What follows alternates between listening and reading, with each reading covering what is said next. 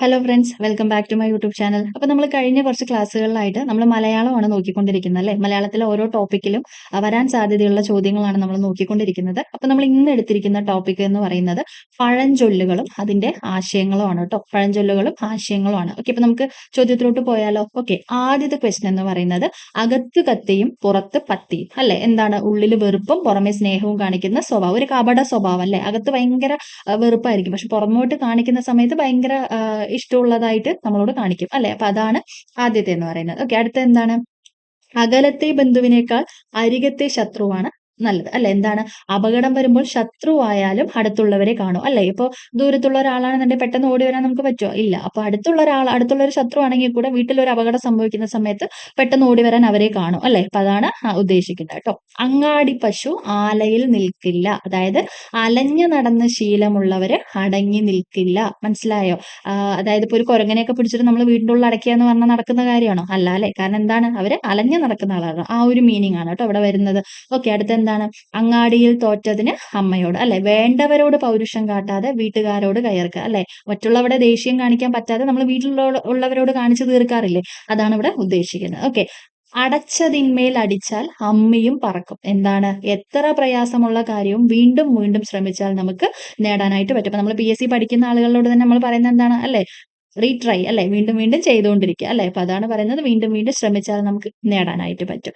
അടി തെറ്റിയാൽ ആനയും വീഴും. എന്താണ്? എത്ര വലിയവനും ചുവട് പിഴച്ചാൽ വീഴും അല്ലെ? എത്ര വലിയ പ്രധാനമന്ത്രിയാണെന്ന് പറഞ്ഞാൽ നടക്കുമ്പോൾ ഒരു കല്ല് തട്ടിയ വീടില്ലേ? ഓക്കെ, ആ ഒരു അർത്ഥമാണ് ഇവിടെ മീൻ ചെയ്യുന്നത്. ഓക്കെ, അഞ്ചിൽ അറിഞ്ഞില്ലെങ്കിൽ അമ്പതിൽ അറിയും. എന്താണ്? ചെറിയ നഷ്ടം ശ്രദ്ധിച്ചില്ലെങ്കിൽ വലിയ നഷ്ടം വരും അല്ലെ?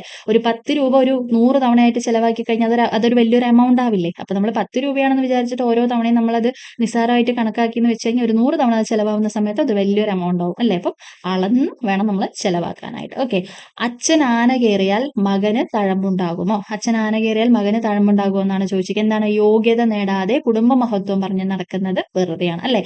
നമുക്ക് അതിനുള്ള ഒരു ക്വാളിഫിക്കേഷനും കാര്യങ്ങളൊന്നും ഇല്ലാതെ നമ്മൾ കുടുംബത്തിന്റെ പേരും പറഞ്ഞിട്ട് നമ്മൾ വലിയ ആളാവുന്നത് അത്ര വലിയ കാര്യമൊന്നും അല്ല അല്ലെ? അഴകുള്ള ചക്കയില് ചൊളയില്ല. എന്താണ്? പുറമേയുള്ള ഭംഗിയില് കാര്യമില്ല അല്ലെ? ചക്കയുടെ ഇതിപ്പോ ഇത് പറഞ്ഞുകൊണ്ട് പറയാണ്, ചക്കയ്ക്ക് പുറത്ത് ഭയങ്കര മുള്ളാണ് അല്ലെ? പക്ഷെ ചക്കയുടെ ഉള്ളിലോ അല്ലെ? അപ്പൊ പുറമേ ഉള്ളതിൽ കാര്യമില്ല, ഉള്ളിൽ എന്താണെന്നുള്ളത് നോക്കിയാൽ മതി. ഓക്കെ, അലസന്റെ തല പിശാചിന്റെ പണിശാല. എന്താണ്? അലസത എന്ന് പറയുന്നത് ഉന്നതിക്ക് വിഘാതമാണ് അല്ലെ? അർത്ഥമുണ്ടായാൽ അർദ്ധരാത്രിക്കും കുടപിടിക്കും. അർത്ഥമുണ്ടായാൽ അർദ്ധരാത്രിക്കും കുടപിടിക്കും. എന്താണ്? അല്പനാൾ ധനികരാകുമ്പോൾ അസ്ഥാനത്തും ആഡംബരം കാണിക്കും അല്ലെ? കുറച്ച് എന്നും പൈസയും കാര്യങ്ങളും കണ്ടു വളർന്ന ഒരാളാണെന്നുണ്ടെങ്കിൽ അവരൊന്നും കാണിക്കില്ല. പക്ഷെ പെട്ടെന്ന് ഒരു ദിവസം നമ്മൾ കാശുകാരനാവണമെന്ന് വെച്ച് കഴിഞ്ഞാൽ നമുക്ക് ഭയങ്കര ആർഭാടമായിരിക്കും എന്നാണ് ഉദ്ദേശിക്കുന്നത് കേട്ടോ. അരി എത്ര പയറഞ്ഞാഴി. എന്താണ്? ചോദിച്ചതിനുള്ള ഉത്തരം പറയാതിരിക്കുക. എന്താണ്?